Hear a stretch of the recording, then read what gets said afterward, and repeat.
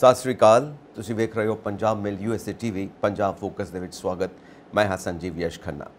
America ਦੇ ਵਿੱਚ ਭਿਆਨਕ ਅੱਗ ਲੱਗੀ ਹੋਈ ਹੈ। 36 ਲੋਕਾਂ ਦੀ ਮੌਤ ਹੋ ਚੁੱਕੀ ਹੈ। ਜੰਗਲਾਂ ਵਿੱਚ ਇਹ ਅੱਗ ਲੱਗੀ ਹੈ। ਸਮੁੰਦਰੀ ਤੱਟ ਦੇ ਨੇੜੇ ਜੋ ਹਵਾਈ ਇਲਾਕਾ ਹੈ ਉਸ ਥਾਂ ਦੇ ਉੱਤੇ। ਸੋ ਬਾਈਡਨ ਸਾਹਿਬ ਨੇ ਅਮਰੀਕਾ ਦੀ ਨੌ ਸੈਨਾ ਨੂੰ ਹਾਈ ਅਲਰਟ ਤੇ ਕੀਤਾ ਹੋਇਆ ਤੇ ਉਹ ਹਮੇਸ਼ਾ ਦੀ ਤਰ੍ਹਾਂ ਲੋਕਾਂ ਦੀ ਮਦਦ ਕਰ ਰਹੀ ਹੈ, ਅੱਗ ਬੁਝਾ ਰਹੀ ਹੈ ਔਰ ਬਹੁਤ ਵੱਡਾ ਚਿੰਤਾ ਦਾ ਵਿਸ਼ਾ ਬਣਿਆ ਹੋਇਆ ਕਿਉਂਕਿ ਜੰਗਲਾਂ ਦੀ ਭੀਸ਼ਣ ਅੱਗ ਪਹਿਲਾਂ ਵੀ ਲੱਗਦੀ ਰਹੀ ਹੈ, ਪਹਿਲਾਂ ਵੀ ਬੜੀ ਜ਼ਬਰਦਸਤ ਅੱਗ ਲੱਗਦੀ ਰਹੀ ਹੈ ਔਰ ਇਹ ਹਰ ਸਾਲ ਦੁਰਘਟਨਾਵਾਂ ਹੁੰਦੀਆਂ ਰਹਿੰਦੀਆਂ ਨੇ। ਸੋ ਅਮਰੀਕਾ ਨੂੰ ਇਸ ਦੇ ਉੱਤੇ ਖਾਸ ਚਿੰਤਾ ਵੀ ਰਹਿੰਦੀ ਹੈ, ਪਰ ਕੁਦਰਤ ਹੈ, ਕੁਦਰਤ ਦੇ ਉੱਤੇ ਕਿਸੇ ਦਾ ਜ਼ੋਰ ਨਹੀਂ। ਪਰ ਜੋ ਕਰ ਸਕਦੇ ਹਾਂ ਉਹ ਇਹ ਕਿ ਲੋਕਾਂ ਦੀ ਮਦਦ, ਲੋਕਾਂ ਨੂੰ ਬਚਾਈਏ।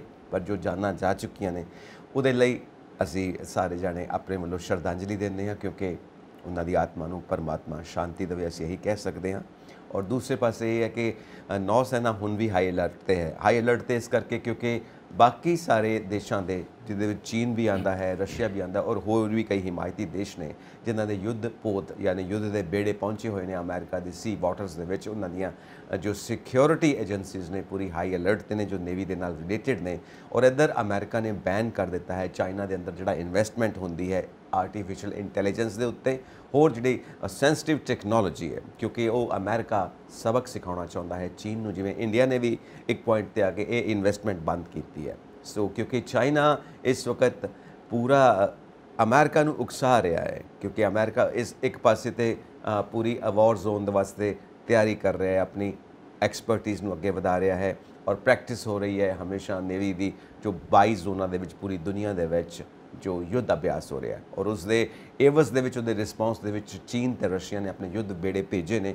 ਔਰ ਇੱਧਰ ਚੀਨ ਦੀ ਜੋ ਵੱਧਦੀ ਹੋਈ ਰਿਸਕ ਬਣਾਉਂਦਾ ਪਿਆ ਹੈ ਅਮਰੀਕਾ ਵਾਸਤੇ, ਉਹਦੀ ਵੱਧਦੀ ਹੋਈ ਤਾਕਤ ਨੂੰ ਰੋਕਣ ਵਾਸਤੇ ਅਮਰੀਕਾ ਨੇ ਇਨਵੈਸਟਮੈਂਟ ਰੋਕ ਦਿੱਤੀ ਹੈ। ਸੋ ਇਹ ਦੋ ਇਸ ਵਕਤ ਮੇਨ ਨਿਊਜ਼ ਆ ਰਹੀਆਂ ਨੇ। ਇਨਵੈਸਟਮੈਂਟ ਰੋਕੀ ਹੈ ਅਮਰੀਕਾ ਨੇ ਚਾਈਨਾ ਦੀ ਜੋ ਆਰਟੀਫਿਸ਼ੀਅਲ ਇੰਟੈਲੀਜੈਂਸ ਔਰ ਹੋਰ ਸੈਂਸਿਟਿਵ ਟੈਕਨੋਲੋਜੀ ਦੇ ਵਿੱਚ ਹੈ, ਅਤੇ ਦੂਜਾ ਹਵਾਈ ਦੇ ਵਿੱਚ ਜੋ ਅੱਗ ਲੱਗੀ ਹੋਈ ਹੈ 36 ਲੋਕਾਂ ਦੀ ਮੌਤ ਹੋ ਚੁੱਕੀ ਹੈ ਔਰ ਹੈਲੀਕਾਪਟਰਸ ਦੇ ਨਾਲ ਔਰ ਹੋਰ ਵੀ ਸਾਰੀਆਂ ਏਜੰਸੀਆਂ ਜੋ ਉੱਥੇ ਮਦਦ ਕਰ ਸਕਦੀਆਂ ਨੇ ਅੱਗ ਬੁਝਾਉਣ ਦੀ ਪੂਰੀ ਕੋਸ਼ਿਸ਼ ਕਰ ਰਹੀਆਂ ਨੇ।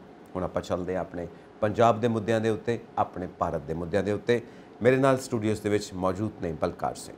ਹਾਂਜੀ ਸੰਜੀਵ ਖੰਨਾ ਜੀ, ਜਿਸ ਤਰ੍ਹਾਂ ਤੁਸੀਂ ਦੱਸਿਆ ਕਿ ਅਮਰੀਕਾ ਵਿੱਚ ਜਿਹੜੀਆਂ ਵਿਪਤਾ ਨੇ ਉਹ ਲਗਾਤਾਰ ਆ ਰਹੀਆਂ ਔਰ ਇਹਦੇ ਵਿੱਚ ਜਿਹੜੀਆਂ ਕੁਦਰਤੀ ਆਫਤਾਵਾਂ ਉਹਨਾਂ 'ਤੇ ਕੰਟਰੋਲ ਕਰਨਾ ਬੜਾ ਔਖਾ ਹੋ ਜਾਂਦਾ ਕਿਉਂਕਿ ਹਾਲਾਂਕਿ ਸਪੇਸ 'ਤੇ ਉਹਦਾ ਕੰਟਰੋਲ ਆ, ਚੰਦਰਮਾ ਤੱਕ ਉਹਦੇ ਜਿਹੜਾ ਨਿਰੰਤਰਤਾ ਆ ਗਿਆ, ਬੜਾ ਦੂਰ ਤੱਕ ਪਹੁੰਚਿਆ। ਜਿੱਥੇ ਸਾਇੰਸ ਆ ਉੱਥੇ ਕੁਦਰਤੀ ਆਫਤਾਂ ਆ ਕੇ ਉਹਨੂੰ ਸਾਰਾ ਕੁਝ ਫੇਲ ਕਰ ਦਿੰਦੀਆਂ। ਹੁਣ ਜੋ ਕੁਝ ਹੋਇਆ ਵਾ, ਉਹਨਾਂ ਦੇ ਜੰਗਲਾਂ ਨੂੰ ਅੱਗ ਲੱਗੀ ਆ, ਉਹਦੇ ਵਿੱਚ ਕਿੰਨਾ ਨੁਕਸਾਨ ਹੋਇਆ। ਔਰ ਉਦੋਂ ਪਹਿਲੋਂ ਕੁਝ ਛੇੜਾਂ ਉਹ ਆਪ ਵੀ ਛੇੜ ਲੈਂਦੇ ਜਿਹਦੇ ਵਿੱਚ ਜਿਹੜਾ ਗਨ ਕਲਚਰ ਆ ਉਹਦੇ 'ਚ ਵੀ ਬਹੁਤ ਲੋਕ ਮਰਦੇ ਆ, ਬਹੁਤ ਨੁਕਸਾਨ ਹੁੰਦਾ। ਜੇ ਕਰੋਨਾ ਆਇਆ ਤਾਂ ਕਰੋਨਾ ਵੀ ਸਭ ਤੋਂ ਪਹਿਲਾਂ ਅਮਰੀਕਾ ਦੇ ਵਿੱਚ ਹੀ ਨੁਕਸਾਨ ਪਹੁੰਚਾ ਗਿਆ। ਔਰ ਬਿਮਾਰੀਆਂ ਜਦੋਂ ਆਉਂਦੀਆਂ ਵਾ, ਜਦੋਂ ਕੁਝ ਬਿਮਾਰੀਆਂ ਨੂੰ ਕੰਟਰੋਲ ਕਰਨ 'ਚ ਵੀ ਇਹ ਨਾਕਾਮਯਾਬ ਰਹਿੰਦੇ ਆ।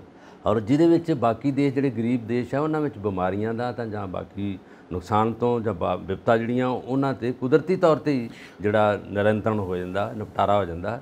ਜਿੰਨੇ ਦੇਸ਼ ਅੱਗੇ ਆ ਉਨੇ ਹੀ ਉਹਨਾਂ ਨੂੰ ਜਿਹੜੀਆਂ ਕੁਦਰਤੀ ਆਫਤਾਂ ਪਿਛਾਂਹ ਨੂੰ ਖਿੱਚਦੀਆਂ ਵਾ। ਇਸੇ ਤਰ੍ਹਾਂ ਦੀਆਂ ਕਿਉਂਕਿ ਉੱਥੇ ਰੱਬ ਦਾ ਨਾਂ ਜਾਂ ਲੋਕਾਂ ਦਾ ਭਲਾ ਜਾਂ ਇਸ ਤਰ੍ਹਾਂ ਦੀਆਂ ਜਿਹੜੀਆਂ ਅਸੀਂ ਗੱਲਾਂ ਸਮਝਦੇ ਹਾਂ, ਇਸ਼ਟ ਨੇ ਜਿਹੜੇ ਜਿਨ੍ਹਾਂ ਦੀ ਪੂਜਾ ਕਰਨੀ ਹੈ, ਸਾਰਾ ਕੁਝ ਉੱਥੋਂ ਥੋੜ੍ਹਾ ਜਿਹਾ ਦੂਰ ਚਲ ਜਾਂਦੇ ਆ। ਫਿਰ ਆ ਕੇ ਜਿਹੜੀਆਂ ਕੁਦਰਤੀ ਆਫਤਾਂ ਉਹਨਾਂ ਨੂੰ ਘੇਰਾ ਪਾ ਲੈਂਦੀਆਂ। ਹੁਣ ਇਹ ਵੇਖਣ ਵਿੱਚ ਆ ਗਿਆ, ਇਹ ਪ੍ਰਤੱਖ ਉਦਾਹਰਣ ਹੈਗੀ ਆ ਕਿ ਉਹਨੇ ਕੰਟਰੋਲ ਕਰਨੀ ਨੇਵੀ ਲਾਤੀ ਆ ਔਰ ਬਾਈਡਨ ਸਾਹਿਬ ਵਾਈਟ ਹਾਊਸ ਸਾਰੇ ਚਿੰਤਾਜਨਕ ਹੋ ਗਏ। ਔਰ ਉੱਥੇ ਜਿੰਨੇ ਸਾਡੇ ਪ੍ਰਵਾਸੀ ਭਾਰਤੀ ਉਹ ਵੀ, ਕਿਉਂਕਿ ਕੁਦਰਤੀ ਆਫਤ ਜਦੋਂ ਜੰਗਲਾਂ ਨੂੰ ਲੱਗਦੀ, ਅੱਗ ਲੱਗਦੀ ਆ, ਇਹ ਕੰਟਰੋਲ ਕਰਨਾ ਔਖੀ ਹੋ ਜਾਂਦੀ ਆ। ਹਵਾ ਨਾਲ ਹੀ ਚੱਲਦੀ ਆ, ਜਿੱਧਰ ਹਵਾ ਆ ਗਈ ਉੱਧਰ ਹੀ ਜਿਹੜੀ ਅੱਗ ਨੇ ਚੱਲ ਪੈਣਾ। ਇਹ ਬੜਾ ਨੁਕਸਾਨ ਹੈ, ਬਹੁਤ ਸਾਰੇ ਲੋਕਾਂ ਲਈ ਨੁਕਸਾਨ ਹੈ ਕਿ ਜਿਹੜੀ ਕੁਦਰਤੀ ਆਫਤ ਪਾਣੀ ਅਤੇ ਅੱਗ 'ਤੇ ਕੰਟਰੋਲ ਕਰਨਾ ਔਖਾ। ਜਿੱਦਾਂ ਪੰਜਾਬ 'ਚ ਹੁਣ ਪਾਣੀ ਦਾ ਹੜ੍ਹ ਆ ਗਿਆ ਔਰ ਲੋਕ ਨੁਕਸਾਨ ਨਾਲ ਇੰਨੇ ਗ੍ਰਸਤ ਹੋ ਗਏ, ਇੰਨਾ ਕੁਛ ਹੋ ਗਿਆ। ਕੋਈ ਕੇਂਦਰੀ ਟੀਮਾਂ ਵੀ ਆ ਗਈਆਂ, ਪੰਜਾਬ ਸਰਕਾਰ ਵੀ ਉਹਦੇ 'ਤੇ ਲੱਗੀ ਹੈਗੀ, ਪਰ ਵੀ ਫਿਰ ਦੇ ਵਿੱਚ ਏਜੰਸੀਆਂ ਵੀ ਆ ਗਈਆਂ ਜਿਹੜੀਆਂ ਧਾਰਮਿਕ ਏਜੰਸੀਆਂ, ਉਹਨਾਂ ਨੇ ਵੀ ਬਹੁਤ ਪੈਸਾ ਦਿੱਤਾ ਲੋਕਾਂ ਨੂੰ, ਉਹਨਾਂ ਨੂੰ ਬਿਮਾਰੀ ਤੋਂ ਉਠਾਉਣ ਲਈ ਉਹਨਾਂ ਨੂੰ ਜਿਹੜੀਆਂ ਦਵਾਈਆਂ ਵੀ ਦਿੱਤੀਆਂ, ਖਾਣ ਪੀਣ ਵੀ ਦਿੱਤਾ। ਪਰ ਫਿਰ ਵੀ ਜਿਹੜਾ ਉਹਨਾਂ ਨੂੰ ਜਿਹੜੀ ਅੰਦਰੂਨੀ ਤੌਰ 'ਤੇ ਜਿਹੜੀ ਸਾਂਝ ਹੁੰਦੀ ਹੈ ਲੋਕਾਂ ਨਾਲ ਜਾਂ ਅੰਦਰੂਨੀ ਤੌਰ 'ਤੇ ਉਹਨਾਂ ਨੂੰ ਨਾ ਕਹਿਣਾ ਕਿ ਤੁਸੀਂ ਬਿਲਕੁਲ ਠੀਕ ਜੀ, ਉਹ ਔਖਾ ਹੁੰਦਾ ਕਿਉਂਕਿ ਅੰਦਰ ਜਿਹੜਾ ਉਹਨਾਂ ਦੇ ਅੰਦਰ ਹਿੱਲ ਗਿਆ, ਉਹਨਾਂ ਦਾ ਅੰਦਰੋਂ ਵੀ ਇੰਨਾ ਪਾਣੀ ਆ ਗਿਆ, ਘਰ ਟੁੱਟ ਗਿਆ, ਬੜਾ ਕੁਛ ਹੋ ਗਿਆ, ਪਰ ਲੋਕ ਫਿਰ ਵੀ ਸਹਾਰਾ ਬਣ ਗਏ।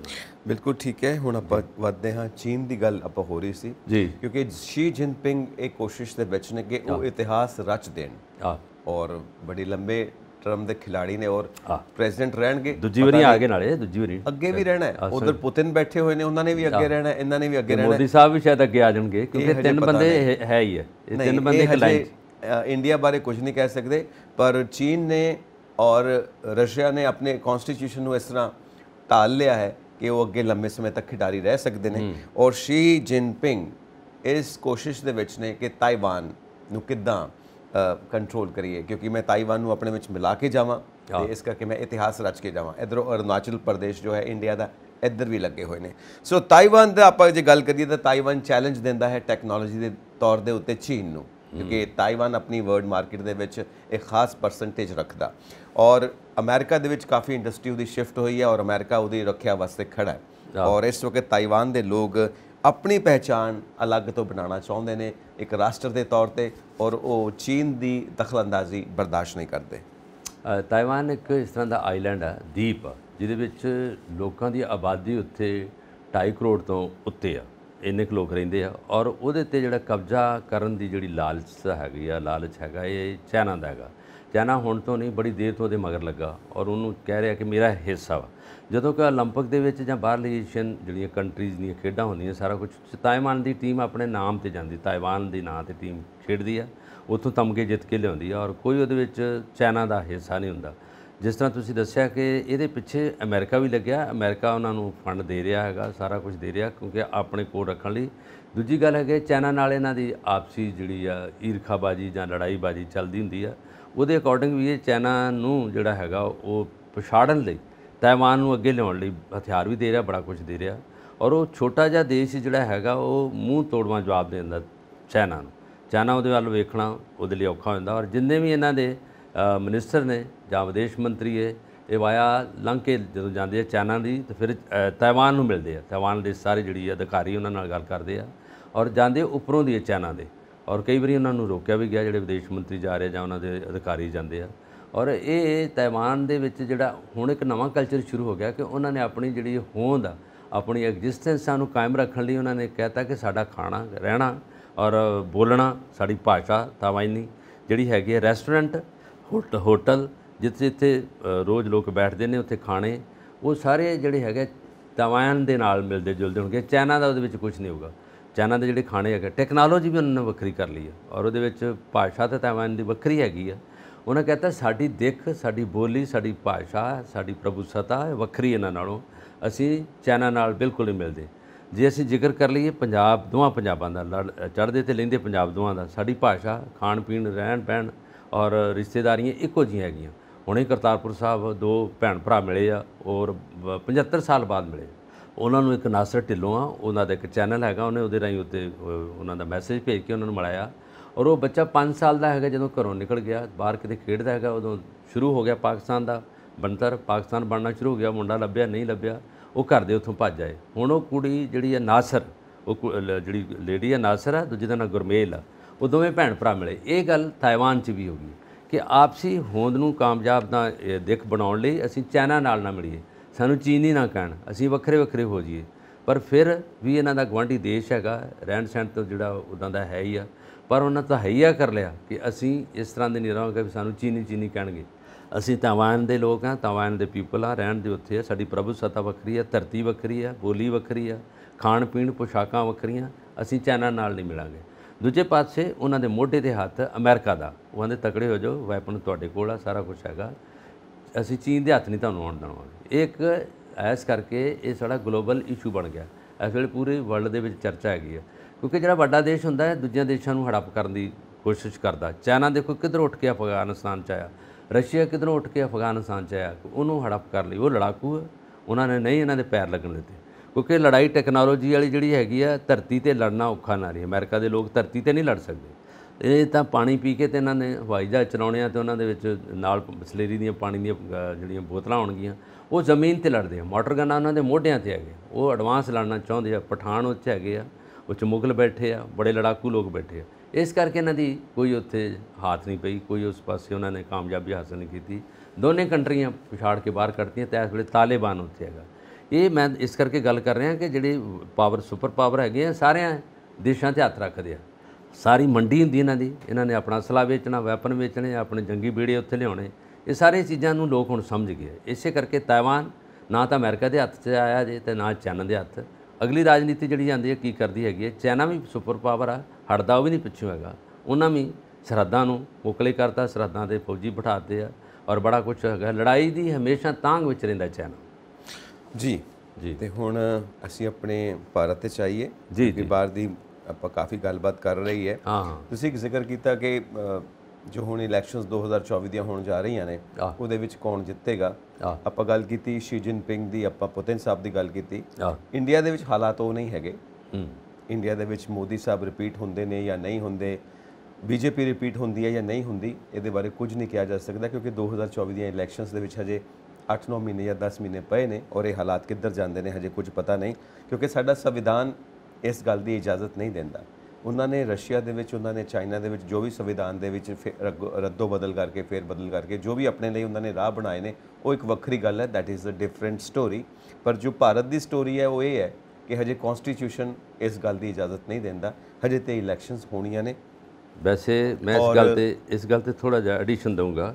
ਤੁਸੀਂ ਸੰਵਿਧਾਨ ਦੀ ਗੱਲ ਕਰਦੇ, ਲੋਕਤੰਤਰ ਦੀ ਗੱਲ ਕਰਦੇ, ਜੇ ਆਰਡੀਨੈਂਸ 1 ਮਿੰਟ 'ਚ ਪਾਸ ਹੋ ਗਿਆ, ਆਰਡੀਨੈਂਸ ਦੇ ਵਿੱਚ ਕਿੱਥੇ ਹੋਇਆ? That is democracy, not a democracy, it is a dictatorship।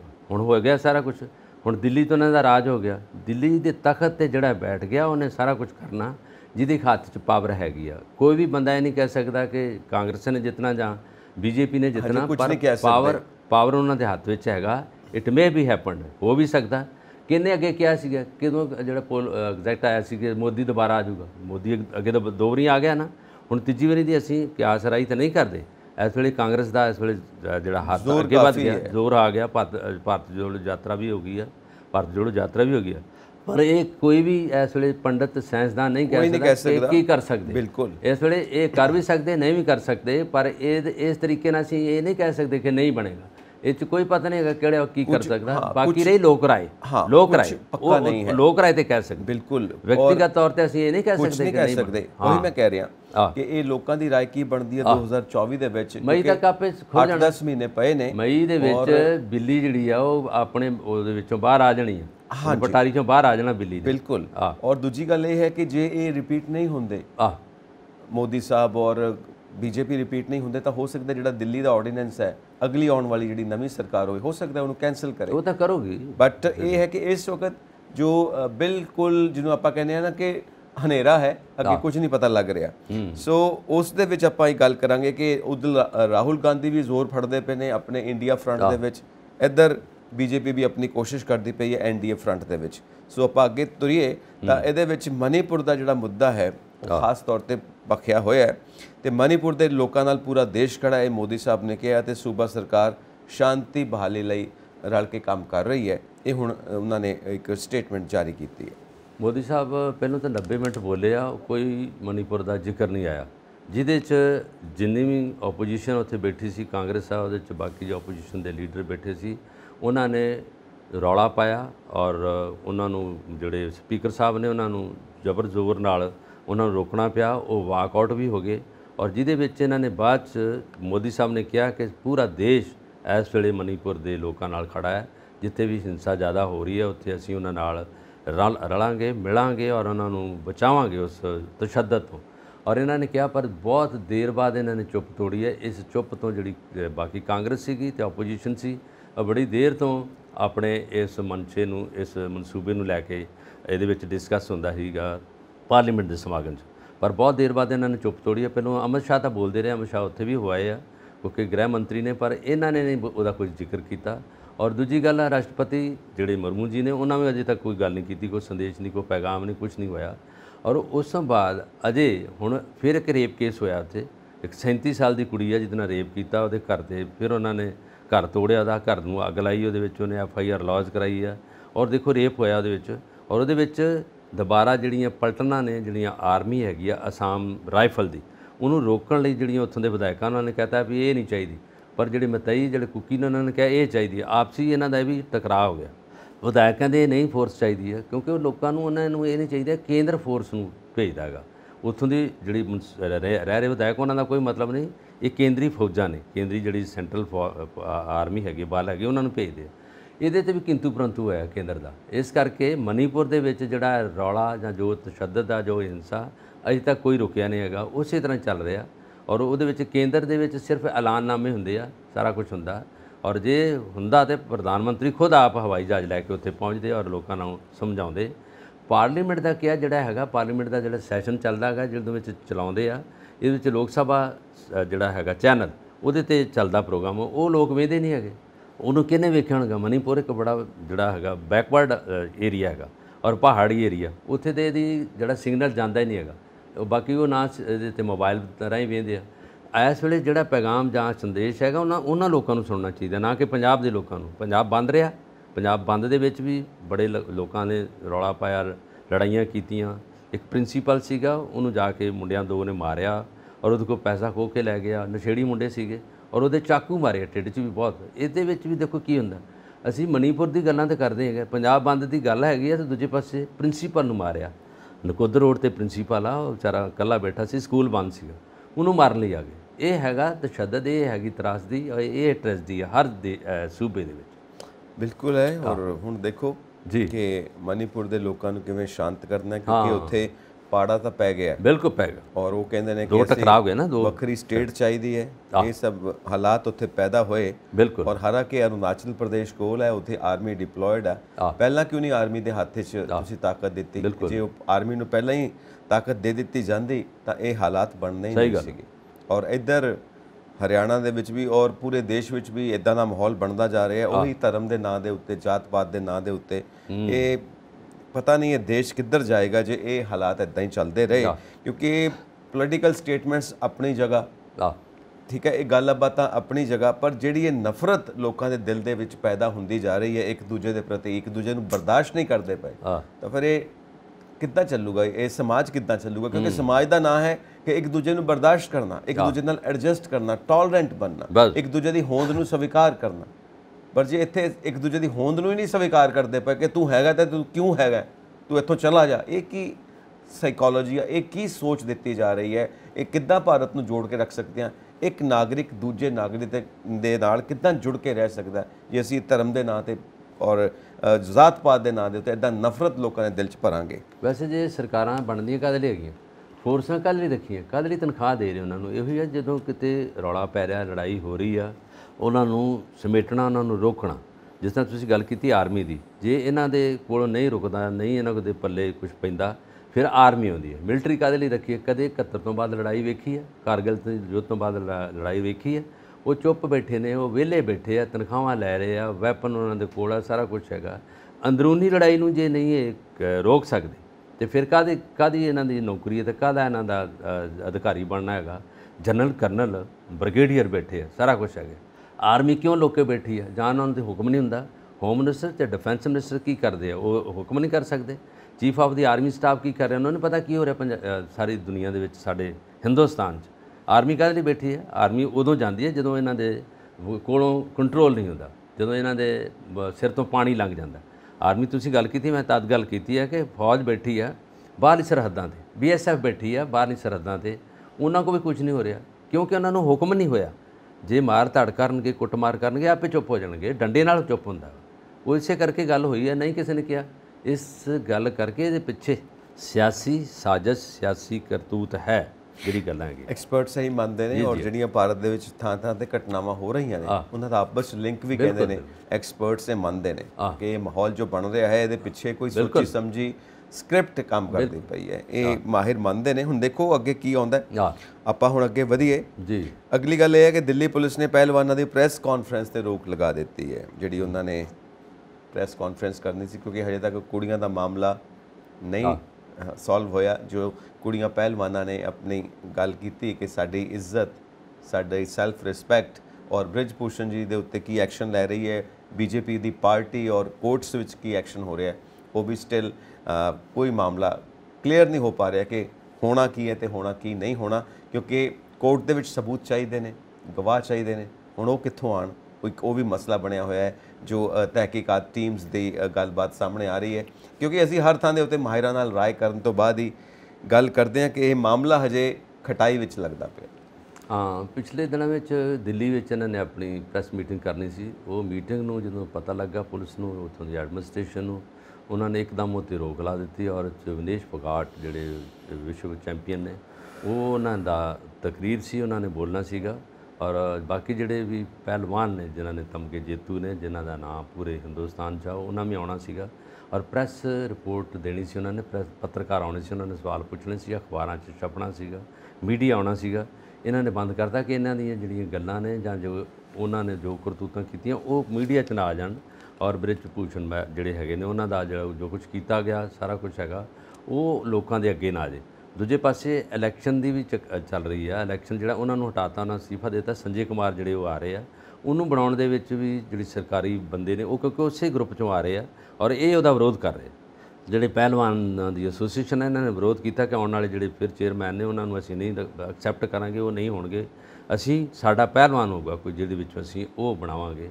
ਔਰ ਇਹਨੂੰ ਫਿਰ ਕਟਾਈ 'ਚ ਪਾਉਣ ਲਈ ਇਹਨਾਂ ਨੇ ਪੁਲਿਸ ਭੇਜਤੀ ਉੱਥੇ, ਪੁਲਿਸ ਨੇ ਉਹਨਾਂ ਦਾ ਉਹ ਸਾਰਾ ਸਾਬੋਟਾਜ ਕਰਤਾ, ਰੋਕ ਲਿਆ। ਹੁਣ ਅਗਲੀ ਡੇਟ ਜਿਹੜੀ ਹੈਗੀ ਆ ਇਸੇ 15 ਅਗਸਤ ਤੋਂ ਬਾਅਦ ਸ਼ਾਇਦ ਕਰਨਗੇ, ਕੋਈ 15 ਅਗਸਤ ਜਿਹੜਾ ਆਜ਼ਾਦੀ ਦਾ ਦਿਹਾੜਾ ਉਹ ਨੇੜੇ ਆ ਗਿਆ। ਦਿੱਲੀ ਵਿੱਚ ਕੋਈ ਇਸ ਵੇਲੇ ਹੋਰ ਪ੍ਰਦਰਸ਼ਨੀ ਫੰਕਸ਼ਨ ਨਹੀਂ ਹੋਣ ਦੇਣਗੇ, ਪੁਲਿਸ ਇਸ ਵੇਲੇ ਅਲਰਟ ਹੋ ਗਈ ਔਰ ਇਸੇ ਕਰਕੇ ਇਹ ਜਿਹੜੀ ਐਸੋਸੀਏਸ਼ਨ ਬਣੀ ਸੀ, ਇਹਨਾਂ ਨੇ ਜਿਹੜੀਆਂ ਕੁੜੀਆਂ ਦਾ ਸ਼ੋਸ਼ਣ ਹੋਇਆ ਸੀ, ਸਰੀਰ ਸ਼ੋਸ਼ਣ ਹੋਇਆ, ਉਹਨੂੰ ਰੋਕਣ ਲਈ ਇਹਨਾਂ ਨੇ ਇਹ ਸਾਰਾ ਦਾਇਰਾ ਅੱਗੇ ਲਿਆਂਦਾ ਸੀਗਾ। ਉਹਦੇ ਵਿੱਚ ਇਹਨਾਂ ਨੇ ਕਿਹਾ ਸੀ ਅਖਬਾਰਾਂ ਨੂੰ ਦੱਸਾਂਗੇ ਵੀ ਆਹ ਕੁਝ ਹੋਇਆ, ਪਰ ਇਹਨਾਂ ਨੇ ਕਹਿਤਾ ਕਿ ਇਹਨੂੰ ਰੋਕ ਲਾ ਦਿੱਤੀ ਵੀ ਨਹੀਂ ਅਜੇ ਨਹੀਂ, ਜਾਂ ਤਾਂ ਇਹ ਕਹਿ ਦਿੰਦੇ ਵੀ 15 ਅਗਸਤ ਆ ਗਿਆ ਵਾ ਅਸੀਂ ਨਹੀਂ ਅਜੇ ਰੱਖਾਂਗੇ, ਅਗਲੀ ਡੇਟ ਰੱਖ ਲਓ। ਇਹਨਾਂ ਬਿਲਕੁਲ ਰੋਕ ਹੀ ਦਿੱਤਾ ਔਰ ਜਿਹੜਾ ਸ਼ੋਸ਼ਣ ਹੋਇਆ ਉਹ ਕਹਿੰਦੇ ਸੀ ਅਸੀਂ ਦੱਸਣਾ ਹੈਗਾ ਕਿ ਕਿਹਦੇ ਨਾਲ ਕੀ ਹੋਇਆ, FIR ਲੌਜ ਕਿੰਨੀਆਂ ਹੋਈਆਂ।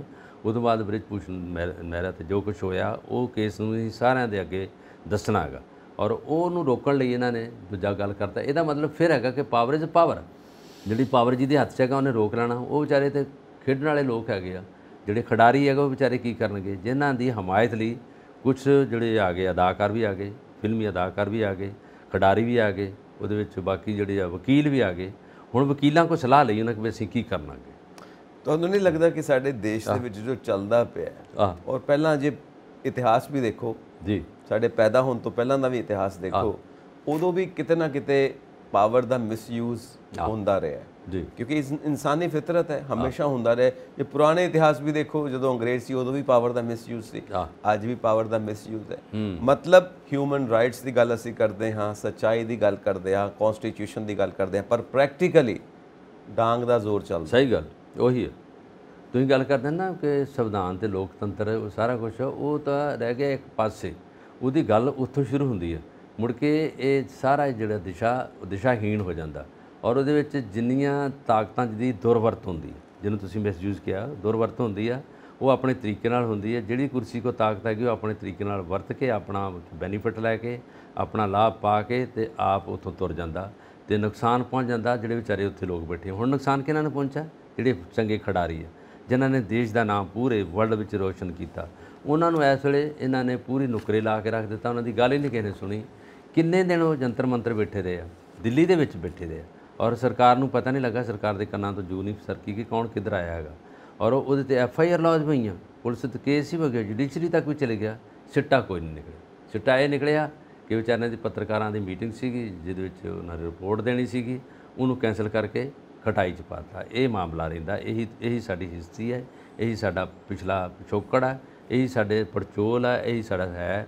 ਨਹੀਂ ਤਾਂ ਉੱਤੇ ED ਬਿਠਾ ਦਿੰਦੇ, ਫਿਰ ਉਹਦੇ 'ਤੇ CBI ਚਲੇ ਜਾਂਦੀ ਆ, ਉੱਤੇ ਖੁਫੀਆ ਏਜੰਸੀਆਂ ਲਾ ਦਿੰਦੇ ਆ, ਉਹ ਚੁੱਪ ਕਰਕੇ ਵਿਚਾਰਾ ਬਹਿ ਜਾਂਦਾ ਵੀ ਛੱਡੋ ਪਰੇ, ਇਸ ਗੱਲ 'ਚੋਂ ਕੀ ਲੈਣਾ, ਆਰਾਮ ਨਾਲ ਸੌਂ ਜਾਓ, ਕਿਉਂ ਚਿੰਤਾ ਦੇ ਵਿੱਚ ਜਾ ਕੇ ਪੈ ਜਾਣਾ। ਕਈ ਵਾਰ ਬਲਕਾਰ ਜੀ ਝੂਠੇ ਕੇਸ ਪਾ ਕੇ ਜੇਲ੍ਹ ਵਿੱਚ ਵੀ ਪਾ ਦਿੱਤਾ ਗਿਆ। ਬਿਲਕੁਲ ਸਹੀ ਗੱਲ, ਝੂਠੇ ਕੇਸ ਮਤਲਬ ਉਹੀ ਹੈ, ਬਾਟਮ ਲਾਈਨ ਇਜ਼ ਡਾਂਗ ਦਾ ਜ਼ੋਰ ਚੱਲਦਾ। ਡਾਂਗ ਦਾ ਜ਼ੋਰ। ਤੁਸੀਂ ਝੂਠੇ ਕੇਸ ਪਾਏ ਆ ਜਿਹੜੇ ਕਈ ਵਾਰੀ ਜਿਨ੍ਹਾਂ ਦੇ ਕੇਸ ਹੁੰਦੇ ਆ, ਪੰਜਾਬ ਪੁਲਿਸ ਦੀਆਂ ਜਿਹੜੀਆਂ ਪੁਲਿਸਾਂ ਹੈਗੀਆਂ, ਜਦੋਂ ਵੀ ਉਹਨਾਂ ਦੇ ਕੇਸ ਪਾਉਂਦੇ ਆ ਉਹ ਅਰੈਸਟ ਹੁੰਦੇ ਆ, ਉਹਨਾਂ ਦੀ ਪੁਲਿਸ ਕਸਟਡੀ 'ਚ ਹੁੰਦੇ ਆ। ਜਦੋਂ ਕੋਰਟ 'ਚ ਜਾਂਦੇ ਆ, ਅਫੀਮ ਆਪਣੇ ਕੋਲੋਂ ਪਾ ਕੇ ਤੇ ਉੱਥੇ ਦਿਖਾ ਦਿੰਦੇ ਆ। ਇੱਕ ਕਿੱਸਾ ਇੱਦਾਂ ਦਾ ਸੀ, ਕਿਸੇ ਨੇ ਸ਼ਰਾਬ ਕੱਢਦਾ ਫੜਿਆ ਗਿਆ ਸੀਗਾ ਔਰ ਥੋੜ੍ਹੀ ਸ਼ਰਾਬ ਸੀਗੀ, ਉਹਨਾਂ ਨੇ ਡਰਮਾਂ ਦੇ ਡਰਮ ਪਾ ਦਿੱਤੇ। ਜਦੋਂ ਜੱਜ ਸਾਹਮਣੇ ਪੇਸ਼ ਹੋਇਆ, ਪੰਜਾਬ ਦਾ ਹੀ ਵਸਨੀਕ ਸੀਗਾ, ਜਦੋਂ ਜੱਜ ਦੇ ਸਾਹਮਣੇ ਪੇਸ਼ ਹੋਇਆ, ਜਦੋਂ ਉਹਨਾਂ ਨੇ ਸ਼ਰਾਬ ਦਾ ਸੈਂਪਲ ਮੰਗਦਾ ਜੱਜ, ਉਹਨੇ ਸ਼ਰਾਬ ਦਿੱਤੀ ਵੀ ਆਹ ਹੈਗੀ ਆ। ਉਹਨਾਂ ਜਦੋਂ ਵੇਖੀ ਆਂਦਾ ਇਹਨੂੰ ਦਿਖਾਓ ਜਿਹੜਾ ਕੱਢਦਾ, ਜਦੋਂ ਵੇਖੀ ਉਹਨੇ ਸੁੰਘੀ ਵੇਖੀ, ਆਂਦਾ ਜੀ ਮੇਰੀ ਹੈ ਹੀ ਨਹੀਂ, ਮੇਰੀ ਸ਼ਰਾਬ ਤਾਂ ਉਂਗਲ 'ਤੇ ਬਲਦੀ ਸੀ, ਮੇਰੀ ਸ਼ਰਾਬ ਲੱਟ ਬਲਦੀ ਸੀ ਜਿਹੜੀ ਮੈਂ ਲੈਂਦੀ, ਇਹ ਕਿੱਧਰੋਂ ਆ ਗਈ, ਇਹਦੇ 'ਚ ਕਿੱਧਰੋਂ ਡਰਾਮਾ ਆ ਗਏ। ਜਾਂ ਤਾਂ ਇਹਨਾਂ ਪਾਣੀ ਪਾ ਕੇ ਉਹਦੇ ਵਿੱਚ ਜ਼ਿਆਦਾ ਕੁਆਂਟੀਟੀ ਵਧਾਤੀ ਆ, ਜਾਂ ਇਹ ਚਾਹੁੰਦੇ ਆ ਕਿ ਮੈਂ ਛੇਤੀ ਅੰਦਰ ਹੋ ਜਾ। ਫਿਰ ਜੱਜ ਨੂੰ ਪਤਾ ਲੱਗਾ ਇਹ ਹੇਰਾ ਫੇਰੀ ਹੈ, ਇਹ ਹੇਰਾ ਫੇਰੀ ਚੱਲ ਤੁਸੀਂ ਬਾਤ। ਦੇਖੋ ਜੋ ਤੁਸੀਂ ਐਕਸਪਲੇਨ ਕਰ ਰਹੇ ਹੋ, ਸਾਡੇ ਦਰਸ਼ਕ ਵੀ ਸੁਣ ਕੇ ਹੈਰਾਨ ਹੋ ਰਹੇ ਹੋਣਗੇ ਕਿ ਐਦਾਂ ਵੀ ਚੱਲਦਾ ਪੱਕੇ ਤੌਰ ਤੇ। ਇਹ ਉਦਾਹਰਣ ਹੈਗੀ ਹੈ। ਚਲੋ ਅਗਲੀ ਉਦਾਹਰਣ ਤੇ ਆਪਾਂ ਆਈਏ। ਜੰਮੂ ਕਸ਼ਮੀਰ ਦੇ ਵਿੱਚ ਧਾਰਾ 370, ਮਤਲਬ ਕਿੰਨੀ ਦੇਰ ਹੋ ਗਈ, ਅਜੇ ਤੱਕ ਉਹ ਪੁਆੜਾ ਖਤਮ ਨਹੀਂ ਹੋਇਆ। ਰੇੜਕਾ ਪਿਆ ਹੋਇਆ, ਜਿਹਨੂੰ ਕਹਿੰਦੇ ਨੇ ਨਾ ਗਿੱਲਾ ਪੀਣ ਪਾ ਕੇ ਬੈਠੇ ਹੋਏ ਨੇ, ਕਿਸੇ ਪਾਸੇ ਕੋਈ ਗੱਲ ਕਿਸੇ ਨੁਕਰੇ ਨਹੀਂ ਲੱਗਦੀ ਪਈ। ਹੁਣ ਇਹ ਕੀ ਨਵਾਂ ਭੰਬਲ ਭੂਸਾ ਇਹ ਕੱਢ ਕੇ ਦਿਖਾਓ ਜ਼ਰਾ। ਇਹ ਜਿਹੜਾ ਭੰਬਲ ਭੂਸਾ ਹੈ ਇਹ ਕੋਰਟ 'ਚ ਚਲੇ ਗਿਆ, ਜਿਸ 'ਚ ਡੀ.ਵਾਈ. ਚੰਦਰਚੂੜ ਸਾਹਿਬ ਕੋ ਗਿਆ ਸੀਗਾ 370 ਦਾ ਮਾਮਲਾ, ਜਿਹਦੇ 'ਚ ਉਹਨੂੰ ਕਾਰਜ ਕਰ ਲਈ ਜਾਚਕਾ ਗਈਆਂ ਸੀ। ਜਾਚਕਾ ਦੀ ਸੁਣਵਾਈ ਹੋਈ ਸੀ, ਉਹਦੇ 'ਚ ਸੁਪਰੀਮ ਕੋਰਟ ਨੇ ਕਹਿਤਾ ਕਿ ਇਹ 1947 ਤੋਂ ਮਸਲਾ ਚੱਲਦਾ ਆ ਰਿਹਾ, ਜਿਹਦੇ ਵਿੱਚ ਜਿਹੜਾ ਮਕਬੂਜ਼ਾ ਕਸ਼ਮੀਰ ਬਣਿਆ ਸੀ, ਜਦੋਂ ਉਹਦੇ ਵਿੱਚ ਸਾਰੇ ਜਿਹੜੇ ਉੱਜੜ ਗਏ ਸੀਗੇ, ਉਦੋਂ ਇਹਨਾਂ ਨੂੰ ਵਿਸ਼ੇਸ਼ ਅਧਿਕਾਰ ਦਿੱਤਾ ਸੀਗਾ। 370 ਦੀ ਧਾਰਾ ਹੈਗੀ ਆ, ਉਹਦੇ ਵਿੱਚ ਇਹਨਾਂ ਨੂੰ ਵਿਸ਼ੇਸ਼ ਅਧਿਕਾਰ ਦੇਣ ਨਾਲ ਪ੍ਰਭੂ ਸੱਤਾ, ਜਿਹਨੂੰ ਸੋਵਰਨਟੀ ਕਹਿੰਦੇ ਅੰਗਰੇਜ਼ੀ 'ਚ, ਉਹ ਦਿੱਤਾ ਗਿਆ ਸੀਗਾ। ਇਹਨਾਂ ਦੀ ਸਪੈਸ਼ਲ ਜਿਹੜੀ ਆ ਪਛਾਣ ਬਣਾਈ ਗਈ ਸੀਗੀ। ਜਿੰਨੇ ਸ਼ਾਸਤ ਪ੍ਰਦੇਸ਼ ਸੀਗੇ ਉਹ ਜੁਆਇੰਟਲੀ ਇਹਨਾਂ ਨੇ ਕੇਂਦਰ ਨਾਲ ਉਦੋਂ ਜੋੜ ਕੇ ਤੇ ਉਹਨਾਂ ਨੂੰ ਵੱਖਰੀ ਜਿਹੜੀ ਆ ਰਿਆਸਤਾਂ ਜਿਹੜੀਆਂ ਦਾ ਰੁਤਬਾ ਦੇ ਦਿੱਤਾ ਸੀ। ਜੰਮੂ ਕਸ਼ਮੀਰ ਇੱਕ ਰਿਆਸਤ ਹੈਗੀ ਆ। ਉਸ ਵੇਲੇ ਪਾਕਿਸਤਾਨ ਜਦੋਂ ਬਣਿਆ, ਉਦੋਂ ਪਹਿਲੋਂ ਜਦੋਂ ਅੰਗਰੇਜ਼ ਆਏ ਆ 600 ਰਿਆਸਤਾਂ ਸੀ ਪੂਰੇ ਹਿੰਦੁਸਤਾਨ 'ਚ, ਅਤੇ 10-12 ਰਿਆਸਤਾਂ ਤਾਂ ਪੰਜਾਬ ਦੇ ਵਿੱਚ ਵੀ ਹੈਗੀਆਂ ਸੀ, ਜੇ ਚਨਾਬਾ ਹੈਗਾ, ਪਟਿਆਲਾ ਹੈਗਾ, ਹੈ ਨਾ, ਫਿਰੋਜ਼ਪੁਰ ਹੈਗਾ, ਰਿਆਸਤਾਂ ਦੇ ਹੈਗੇ ਸਾਰੇ। ਰਿਆਸਤਾਂ ਦੇ ਲੋਕ ਸੀਗੇ, ਰਾਜੇ ਸੀਗੇ, ਮਹਾਰਾਜਿਆਂ ਦਾ ਰਾਜ ਸੀਗਾ। ਉਦੋਂ ਤਾਂ ਡੈਮੋਕ੍ਰੇਸੀ ਹੈ ਹੀ ਨਹੀਂ ਸੀਗੀ। ਔਰ ਮਹਾਰਾਜਾ ਪਟਿਆਲਾ ਅਜੇ ਵੀ ਰਾਜਾ ਭੁਪਿੰਦਰ ਸਿੰਘ ਹੋਰੀ ਸਾਰੇ ਉਹ ਸੀਗੇ। ਔਰ ਅਜੇ ਵੀ ਕਾਲਜ ਜਿਹੜੇ ਹੈਗੇ ਉਹ ਕਾਲਜ ਮਹਾਰਾਜਿਆਂ ਦੇ ਨਾਂ 'ਤੇ ਹੈਗੇ ਆ, ਯੂਨੀਵਰਸਿਟੀਆਂ ਮਹਾਰਾਜਿਆਂ ਦੇ ਨਾਂ 'ਤੇ ਸੀਗੀਆਂ ਸਾਰੀਆਂ। ਉਹੀ ਮਸਲਾ ਇੱਥੇ ਤੇ ਥੋੜ੍ਹਾ ਜਿਹਾ ਸ਼ਾਂਤ ਹੋ ਗਿਆ ਜਦੋਂ 75 ਦੇ ਵਿੱਚ ਐਮਰਜੈਂਸੀ ਲੱਗੀ ਸੀ। ਇੰਦਰਾ ਗਾਂਧੀ ਨੇ ਸਾਰੀਆਂ ਬੈਂਕਾਂ ਦਾ ਨੈਸ਼ਨਲਾਈਜ਼ ਕਰਕੇ ਔਰ ਇਹਨਾਂ ਦਾ ਪ੍ਰੀਵੀ ਪਰਸ ਬੰਦ ਕਰਤਾ ਹੈ। ਰਾਜਾ ਮਹਾਰਾਜਾ ਨੂੰ ਜਿਹੜੇ ਪੱਤੇ ਸੀ ਨਾ ਪੈਸਾ ਲੈਂਦੇ, ਸਾਰੇ ਬੰਦ ਕਰ ਦਿੱਤੇ। ਜਾਇਦਾਦਾਂ ਇਹਨਾਂ ਦੀਆਂ ਜਿਹੜੀਆਂ ਉਹ ਇਹ 'ਚ ਜਿਹੜੀਆਂ ਗੌਰਮੈਂਟ ਦੇ ਨਾਲ ਮਿਲਾਤੀਆਂ। ਫਿਰ ਰਹਿ ਗਈ ਗੱਲ J&K ਦੀ, 370 ਉੱਥੇ ਬੰਦ ਨਹੀਂ ਹੋਇਆ। ਫਿਰ ਇਹ ਸਰਕਾਰ ਹੋਈ, ਇਹਨਾਂ ਨੇ ਬੰਦ ਕਰਕੇ ਉਹਨਾਂ ਨੇ ਕਹਿਤਾ ਕਿ ਸਾਰੇ ਲੋਕ ਉੱਥੇ ਜ਼ਮੀਨ ਖਰੀਦ ਸਕਦੇ ਆ, ਸਾਰੇ ਜਾਇਦਾਦ ਬਣਾ ਸਕਦੇ ਆ, ਸਾਰੇ ਆਪਣੇ ਧਰਮਾਂ ਦੇ ਲੋਕ ਇਕੱਠੇ ਹੋ ਸਕਦੇ ਆ। ਹੋਇਆ ਕੁਝ ਨਹੀਂ ਉੱਥੇ। ਫਿਰ ਲੋਕ ਨਾ ਜ਼ਮੀਨ ਖਰੀਦੀ ਉੱਥੇ, ਨਾ ਕੋਈ ਲੱਗੀ ਆ ਉੱਥੇ ਫੈਕਟਰੀ, ਨਾ ਕੋਈ ਕਾਰਖਾਨਾ ਲੱਗਿਆ। ਜਿਹੜੇ ਹਿੰਦੂ ਵਿਚਾਰੇ 1990 'ਚ ਉੱਜੜ ਗਏ ਸੀ, ਉਹ ਫਿਰ ਵਿਚਾਰੇ ਅਜੇ ਉਸੇ ਤਰਾਸਦੀ 'ਚੋਂ ਗੁਜ਼ਰ ਰਹੇ ਆ। ਉੱਥੇ ਦੇ ਉੱਤੇ ਆ ਜਿਹੜੀ ਮੈਜੋਰਿਟੀ ਆ, ਜਿਹੜਾ ਉੱਥੇ ਪਾਵਰ ਆ, ਜੋ ਉੱਥੇ ਰਹਿਣ ਸਹਿਣ ਸਭ ਤੋਂ ਪਾਵਰਫੁਲ ਉਹ ਮੁਸਲਮਾਨਾਂ ਦਾ ਹੈਗਾ। ਔਰ ਇਹਨਾਂ ਪਲੈਬੀਸਾਈਡ ਵੀ ਕਰਾਉਣ ਦਾ ਇੱਕ ਵਾਰੀ ਸੋਚਿਆ ਸੀਗਾ, ਪਲੈਬੀਸਾਈਡ ਕਰਾ ਦੀ ਜਨਮਤ ਸਿਗਰਾ। ਉਹਨਾਂ ਨੇ ਕਿਸੇ ਸੂਝਵਾਨ ਨੇ ਕਿਹਾ, ਕਿਸੇ ਚਿੰਤਕ ਨੇ ਕਿਹਾ ਕਿ ਇਹਨਾਂ ਕਰਾਇਓ, ਇਹ ਨਿਕਲ ਜਾਣੇ ਜੇ ਸਾਰੇ ਤੁਹਾਡੇ ਹੱਥੋਂ, ਇਹ ਪਾਕਿਸਤਾਨ ਨਾਲ ਜਾ ਮਿਲਣਗੇ। ਕਹਿਣਗੇ ਅਸੀਂ ਮੁਸਲਮਾਨ, ਅਸੀਂ ਪਾਕਿਸਤਾਨੀ ਆ। ਫਿਰ ਰੁਕੇ। ਔਰ ਇਸ ਲੀਡਰਾਂ ਦੇ ਵੀ ਕਈ ਵਾਰੀ ਹੱਥਾਂ 'ਚੋਂ ਤੀਰ ਨਿਕਲ ਜਾਂਦੇ ਆ, ਫਿਰ ਇਹ ਪਛਤਾਉਂਦੇ ਰਹਿੰਦੇ ਆ। ਬੋਲ ਤੇ ਤੀਰ ਜਦੋਂ ਨਿਕਲ ਕੇ ਹੱਥ 'ਚੋਂ ਤਾਂ ਗਿਆ ਸਾਰਾ ਕੁਝ। ਇਹ ਹੈ ਵਜ੍ਹਾ ਇਸ ਵੇਲੇ ਹਿੰਦੁਸਤਾਨ ਦੀ। ਕੁਝ ਵੀ ਹੈ, ਜੰਮੂ ਕਸ਼ਮੀਰ ਸਾਡਾ ਹਿੱਸਾ ਹੈ ਔਰ ਕਈ ਇੰਪੋਰਟੈਂਟ ਇਲਾਕਿਆਂ ਦੇ ਉੱਤੇ ਹਜੇ ਵੀ ਪਾਕਿਸਤਾਨ ਦਾ ਕਬਜ਼ਾ ਹੈ। ਬਿਲਕੁਲ। ਜਦੋਂ ਸਾਡੀ ਵਾਰ ਹੋਈ ਹੈ 71 ਦੇ ਵਿੱਚ, ਉਸ ਤੋਂ ਬਾਅਦ ਸਾਡੀ ਨੀਲਮ ਘਾਟੀ ਜੋ ਬੜੀ ਹੀ ਖੂਬਸੂਰਤ ਹੈ, ਇਸ ਵਕਤ ਪਾਕਿਸਤਾਨ ਦੇ ਕੋਲ ਹੈ। ਔਰ ਉਹ ਜੰਮੂ ਕਸ਼ਮੀਰ ਦਾ, ਬਲਕਿ ਕਸ਼ਮੀਰ ਦਾ ਬਹੁਤ ਹਿੱਸਾ ਪਾਕਿਸਤਾਨ ਕੋ ਜੇ ਇਲਾਕਾ ਹੈ, ਬਹੁਤ ਪਿਆਰਾ ਪਾਕਿਸਤਾਨ ਕੋਲ ਇਹਨਾਂ ਨੇ ਇਸੇ ਕਰਕੇ ਬਚਾਉਣ ਲਈ ਉਹਨੂੰ ਜ਼ਿਆਦਾ ਸਹੂਲਤਾਂ ਦਿੱਤੀਆਂ ਸੀਗੀਆਂ ਵੀ ਪਾਕਿਸਤਾਨ ਨਾਲ ਨਾ ਰਲਣਾ। ਆਟਾ ਸਸਤਾ ਉੱਥੇ, ਤੁਹਾਡਾ ਖੰਡ ਸਸਤੀ, ਦੁੱਧ ਸਸਤਾ, ਔਰ ਜੋ ਲੋੜ ਜਿਹੜੀ ਰੋਜ਼ਮਰਾ ਦੀ ਜਿਹੜੀ ਜ਼ਿੰਦਗੀ 'ਚ ਕੰਮ ਆਉਣ ਵਾਲੀਆਂ ਸਾਰੀਆਂ ਚੀਜ਼ਾਂ ਉੱਥੇ ਸਸਤੀਆਂ ਸੀਗੀਆਂ। ਇਸ ਕਰਕੇ ਸਸਤੀਆਂ ਸੀਗੀਆਂ ਕਿ ਇਹ ਹਿੰਦੁਸਤਾਨ ਨੂੰ ਵੱਖਰੇ ਨਾ ਹੋ ਜਾਣ, ਸਾਡੇ ਨੂੰ ਜੁਦਾ ਨਾ ਹੋ ਜਾਣ। ਦੇਖੋ, ਪਾਕਿਸਤਾਨ ਕਹਿੰਦਾ ਕਸ਼ਮੀਰ ਹਮ ਲੈਂਗੇ ਔਰ ਅਸੀਂ ਕਹਿੰਦੇ ਆ ਕਿ ਜਿਹੜਾ ਉਹਨਾਂ ਕੋਲ ਉਹ ਅਸੀਂ ਲੈ ਕੇ ਆਵਾਂਗੇ। ਬਸ ਇਹੀ ਝਗੜਾ ਚੱਲੀ ਜਾਂਦਾ ਹੈ। ਹੁਣ ਇਹ ਝਗੜੇ ਦੇ ਵਿੱਚ ਕੀ ਹੋ ਗਿਆ ਕਿ ਪਾਕਿਸਤਾਨ ਦੀ ਜਿਹੜੀ ਕੌਮੀ ਅਸੈਂਬਲੀ ਹੈ ਉਹ ਰਾਸ਼ਟਰਪਤੀ ਵੱਲੋਂ ਭੰਗ ਕਰ ਦਿੱਤੀ ਗਈ ਹੈ। ਹੁਣ ਉੱਥੇ ਵਰਕਿੰਗ ਪ੍ਰਾਈਮ ਮਿਨਿਸਟਰ ਹੋਣਗੇ, ਕਾਰਜਕਾਰੀ ਪ੍ਰਧਾਨ ਮੰਤਰੀ ਹੋਣਗੇ। ਇਹ ਗੱਲ ਕਿਸੇ ਹੋਰ ਪਾਸੇ ਜਾ ਰਹੀ, ਕਿਉਂਕਿ ਸਾਡਾ ਗੁਆਂਢੀ ਮੁਲਕ ਹੈ, ਸਾਡੇ ਵਿੱਚੋਂ ਹੀ ਜਨਮ ਹੋਇਆ ਹੈ ਉਹਦਾ। ਤੇ ਇਸ ਵਕਤ ਬੁਰੇ ਹਾਲ ਤੇ ਬਾਂਕੇ ਦਿਹਾੜੇ ਨੇ ਪਾਕਿਸਤਾਨ ਦੇ। ਬਿਲਕੁਲ, ਇਹ ਗੱਲ ਸਹੀ ਕੀਤੀ ਤੁਸੀਂ। ਇਹਨਾਂ ਦੇ ਵਿੱਚ ਵੈਸੇ ਰੌਲਾ ਤਾਂ ਹੁਣ ਦਾ ਨਹੀਂ ਗਾ। 1947 ਤੋਂ ਬਾਅਦ ਜਦੋਂ ਲਿਆਕਤ ਅਲੀ ਦੂਜੇ ਪ੍ਰਧਾਨ ਮੰਤਰੀ ਬਣੇ ਸੀ, ਪਹਿਲੋਂ ਕਾਇਦ ਆਜ਼ਮ ਸੀਗੇ, ਜਿਹਨਾਂ ਉਹਨਾਂ ਨੂੰ ਜਿਹਨਾਂ ਨੇ ਫਾਊਂਡੇਸ਼ਨ ਰੱਖੀ ਆ, ਕਾਇਦ ਆਜ਼ਮ ਮੁਹੰਮਦ ਜਿਨਾਹ ਜੀ, ਜਿਨ੍ਹਾਂ ਨੇ ਫਾਊਂਡੇਸ਼ਨ ਰੱਖੀ ਆ। ਉਹ ਦੋ ਸੀਗੇ ਜਿਹੜੇ ਪਹਿਲੋਂ ਉਹਨਾਂ ਕੋਲ ਸੰਭਲਦਿਆਂ ਫਿਰ ਭੁੱਟੋ ਜੀ ਆ ਗਏ, ਜਹੀਆ ਖਾਨ ਜੀ ਆ ਗਏ, ਮੁਸ਼ਰਫ ਵੀ ਰਹੇ। ਮੁਸ਼ਰਫ ਜਦੋਂ ਆਰਮੀ ਦੇ ਕਮਾਂਡਰ ਸੀਗੇ, ਉਹਨਾਂ ਨੇ ਇੱਥੇ ਆ ਕੇ ਤੇ ਆਪ ਰਾਸ਼ਟਰਪਤੀ ਬਣ ਕੇ ਬਹਿ ਗਏ। ਇੱਥੇ ਫੌਜ ਦਾ ਗਲਬਾ ਰਿਹਾ ਬਹੁਤ ਜ਼ਿਆਦਾ। ਪਰ ਹੁਣ ਜਿਹੜੀ ਰੀਸੈਂਟਲੀ ਨਿਊਜ਼ ਆਈ ਹੈ, ਇਹਨਾਂ ਨੇ ਆਪਣੀ ਅਸੈਂਬਲੀ ਕਰ ਦਿੱਤੀ ਭੰਗ। ਉਹ ਸਲਾਹ ਸੀਗੀ ਸ਼ਾਹਬਾਜ਼ ਸ਼ਰੀਫ ਜਿਹੜੇ ਇੱਥੋਂ ਦੇ ਪ੍ਰਧਾਨ ਮੰਤਰੀ ਆ, ਔਰ ਜਿਹੜੇ ਇਸ ਵੇਲੇ ਰਾਸ਼ਟਰਪਤੀ ਜਿਹੜੇ ਇਸ ਵੇਲੇ ਮੌਜੂਦਾ ਨੇ ਅਲਵੀ ਜੀ, ਉਹਨਾਂ ਨੇ ਕਹਿਤਾ ਸੀਗਾ ਕਿ ਅਸੀਂ ਉਹਨਾਂ ਨੇ ਹੁਕਮ ਤਾਂ ਉਹਨਾਂ ਨੇ ਕਰਨਾ, ਰਾਸ਼ਟਰਪਤੀ ਭੰਗ ਕਰਦਾ, ਉਹ ਅਸੈਂਬਲੀ ਭੰਗ ਕਰ ਦਿੱਤੀ। ਇਹਦਾ ਮਤਲਬ ਰਾਹ ਪੱਧਰਾ ਹੋ ਗਿਆ ਅਗਲੀ ਇਲੈਕਸ਼ਨ ਲਈ। ਇਲੈਕਸ਼ਨ ਜਿਹੜੀ ਉੱਥੇ ਆ ਰਹੀ ਆ ਔਰ ਸ਼ਹਿਬਾਜ਼ ਸ਼ਰੀਫ ਨੇ ਕਹਿਤਾ ਕਿ ਮੇਰੇ ਜਿਹੜੇ 3 ਦਿਨ ਬਾਕੀ ਹੈਗੇ ਆ ਇਹਨਾਂ ਦੇ ਵਿੱਚ ਮੈਂ ਸਾਰਾ ਡਿਸਾਈਡ ਕਰੂੰਗਾ। ਵਿਰੋਧੀ ਧਿਰਾਂ ਨੂੰ ਮਿਲਿਆ, ਸਾਰਾ ਕੁਝ ਹੋਇਆ ਔਰ ਉਧਰੋਂ ਇਮਰਾਨ ਖਾਨ ਨੂੰ ਇਹਨਾਂ ਨੇ ਡੱਕਤਾ ਜੇਲ੍ਹ ਦੇ ਵਿੱਚ। ਉਹ ਜੇਲ੍ਹ ਦੇ ਵਿੱਚ ਹੈਗਾ ਔਰ ਜੇਲ੍ਹ ਤੋਂ ਬਾਹਰ ਤਾਂ ਆਉਣਗੇ ਨਹੀਂ, ਉਹ ਹੁਣ ਚੁੱਪ ਹੋ ਗਏ। ਉਹਨਾਂ ਦੀ ਵਾਈਫ ਜਿਹੜੀ ਸੀਗੀ ਉਹ ਉੱਥੇ ਉਹਨਾਂ ਨੂੰ ਮਿਲਣ ਗਈ ਆ ਔਰ ਉਹਨਾਂ ਦੀ ਵਾਈਫ 2-3 ਹੈਗੀਆਂ, ਉਹ ਮਿਲਣ ਗਈ ਉੱਥੇ ਔਰ ਉਹਨਾਂ ਨੂੰ ਘੰਟਾ 1 ਦਿੱਤਾ ਮਿਲਣ ਲਈ ਔਰ ਉਹ ਉਦੋਂ ਬਾਅਦ ਉਹ ਅੰਦਰ ਵਿੱਚ ਆ। ਪਹਿਲਾਂ ਉਹਨਾਂ ਦੀ ਗੋਲੀ ਲੱਗੀ ਸੀ।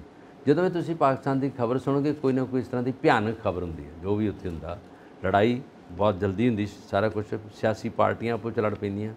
ਜਦੋਂ ਤੱਕ ਗਿਆ ਭੁੱਟੋ ਤੱਕ ਫਾਂਸੀ ਦੇਤੀ ਔਰ ਉਸ ਤੋਂ ਜਹੀਆ ਖਾਨ ਆ ਗਿਆ। ਉਦੋਂ ਬਾਅਦ ਜਿਹੜੇ ਵੀ ਕਮਾਂਡਰ ਆਏ ਆ ਥਰੂ ਆਰਮੀ ਆਏ ਆ ਔਰ ਇਹਨਾਂ ਦਾ ਬਜਟ ਸਾਡੇ ਦਰਸ਼ਕਾਂ ਨੂੰ ਪਤਾ ਹੋਗਾ, ਜਿੰਨਾ ਡਿਫੈਂਸ ਦਾ ਬਜਟ ਹੈ ਝਰਦੀ ਅਮਰੀਕਾ ਹੈਗੀ। ਅਮਰੀਕਾ ਪੈਸਾ ਦਿੰਦੀ ਹੈ ਅਤੇ ਬਜਟ ਉਹਨਾਂ ਦਾ ਡਿਫੈਂਸ ਦਾ ਇਹਨਾਂ ਕੋਲ ਹੁੰਦਾ। ਜਿੰਨੇ ਵੈਪਨ ਆਉਂਦੇ ਆ ਜੰਗੀ ਬੇੜੇ 'ਚੋਂ, ਜਿੰਨੀਆਂ ਤੋਪਾਂ ਆਉਂਦੀਆਂ, ਉਹ ਸਾਰਾ ਕੁਝ ਹੁੰਦਾ। ਉਹ ਫਿਰ ਕਿਹਦੇ ਉੱਤੇ ਵਰਤਦਾ? ਸਾਡੇ 'ਤੇ। ਅਮਰੀਕਾ ਇੱਕ ਪਾਸੇ ਸਾਡੇ ਨਾਲ ਵੀ ਹੈਗਾ, ਦੂਜੇ ਪਾਸੇ ਪਾਕਿਸਤਾਨ ਨਾਲ ਵੀ ਹੈਗਾ। ਜਿੱਥੇ ਦੀ ਮੰਡੀ ਮਿਲ ਗਈ ਉਹਦੇ ਨਾਲ ਹੈਗਾ ਹੀ ਆ। ਮੋਦੀ ਸਾਹਿਬ ਭਾਵੇਂ 36 ਵਾਰੀ ਜਾਣ, ਭਾਵੇਂ ਜੋ ਮਰਜ਼ੀ ਆਉਣ, ਉਹਨਾਂ ਨੇ ਸ਼ਹਿਬਾਜ਼ ਸ਼ਰੀਫ ਦੀ ਗੱਲ ਸੁਣਨੀ ਆ। ਜੇ ਇਮਰਾਨ ਖਾਨ ਨੇ ਉਹਨਾਂ ਦੀ ਗੱਲ ਨਹੀਂ ਸੁਣੀ, ਉਹਨਾਂ ਦੀ ਸਲਾਹ ਨਹੀਂ ਮੰਨੀ, ਉਹ ਚੱਕ ਕੇ ਬਾਹਰ ਮਾਰਿਆ, ਹੁਣ ਜੇਲ੍ਹ 'ਚ ਹੈਗਾ। ਉਹਦੇ ਪਹਿਲਾਂ ਨਵਾਜ਼ ਸ਼ਰੀਫ ਸੀ, ਨਵਾਜ਼ ਸ਼ਰੀਫ ਜੀ ਵੀ ਥੋੜ੍ਹਾ ਜਿਹਾ ਫੜੀਕਾ ਲੈਂਦੇ ਸੀ, ਉਹਨਾਂ ਉਹਦੇ 'ਤੇ ਵੀ ਕਰਤਾ ਕੇਸ। ਉਹ ਆਪਣੀ ਜਾਨ ਬਚਾ ਕੇ ਫਿਰ ਲੰਡਨ ਗਿਆ, ਇੰਗਲੈਂਡ 'ਚ। ਹੁਣ ਉਹਦਾ ਭਰਾ ਬੈਠਾ ਉਸ ਗੱਦੀ 'ਤੇ। ਨਵਾਜ਼ ਸ਼ਰੀਫ, ਜਿਹੜਾ ਸ਼ਹਿਬਾਜ਼ ਸ਼ਰੀਫ ਹੈ, ਇਹ ਪੰਜਾਬ ਦੇ ਵਸਨੀਕ ਹੈਗੇ ਆ। ਜੈਂਤੀਪੁਰਾ ਪਿੰਡ ਹੈਗਾ ਜੰਡਿਆਲਾ ਗੁਰੂ ਦੇ ਨੇੜੇ, ਉਹਦੇ ਉੱਥੋਂ ਦੇ ਵਸਨੀਕ ਆ ਔਰ ਉੱਥੋਂ ਆਉਂਦੇ ਵੀ ਆ। ਉੱਥੋਂ ਦੇ ਪਿੰਡ ਦੀ ਮਿੱਟੀ ਲੈ ਕੇ ਗਏ। ਆਪਣੇ ਘਰ ਦੀ ਜ਼ਮੀਨ ਜਿਹੜੀ ਉਹਨਾਂ ਨੇ ਗੁਰਦੁਆਰਾ ਸਾਹਿਬ ਨੂੰ ਸੌਂਪ ਦਿੱਤੀ ਸੀ, ਉੱਥੇ ਗੁਰਦੁਆਰਾ ਸਾਹਿਬ ਤਾਮੀਰ ਹੋਇਆ ਔਰ ਇਹ ਇੱਦਾਂ ਦੀ ਕਹਾਣੀ ਹੈਗੀ ਕਿਉਂਕਿ ਪੰਜਾਬ ਦੇ ਵਸਨੀਕ ਆ, ਪੰਜਾਬੀ ਬੋਲਦੇ ਆ। ਉਹਨਾਂ ਦੀ ਬੇਟੀ ਮਰੀਮ ਆ, ਉਹਨਾਂ ਨੇ ਵੀ ਬੜਾ ਕੁਝ ਕੰਮ ਕੀਤਾ। ਉਹਨਾਂ ਦਾ ਬੇਟਾ ਹਮਜ਼ਾ ਵਾ, ਉਹ ਪੰਜਾਬ ਦਾ ਰਿਹਾ ਵਾ ਮੁੱਖ ਮੰਤਰੀ। ਔਰ ਦੇਖੋ ਸਾਰੇ ਰਾਜ ਨੂੰ ਇਹਨਾਂ ਸੰਭਾਲਿਆ, ਪੰਜਾਬੀਆਂ ਨੇ ਹੀ। ਜਦੋਂ ਬਾਦਲ ਸਾਹਿਬ ਉੱਥੇ ਗਏ ਉਹਨਾਂ ਨੂੰ ਬੜੇ ਤੋਹਫੇ ਦਿੱਤੇ, ਉਹਨਾਂ ਨੂੰ ਬੜਾ ਕੁਝ ਮਿਲੇ ਆ ਔਰ ਬਹੁਤ ਕੁਝ ਆਮ ਦਿੱਤੀ ਵੀ ਤੁਸੀਂ ਸਾਡੇ ਆਉਂਦੇ ਜਾਂਦੇ ਰਹਿਣਾ, ਅਸੀਂ ਵੀ ਤੁਹਾਡੇ ਕੋਲ ਜਾਵਾਂਗੇ।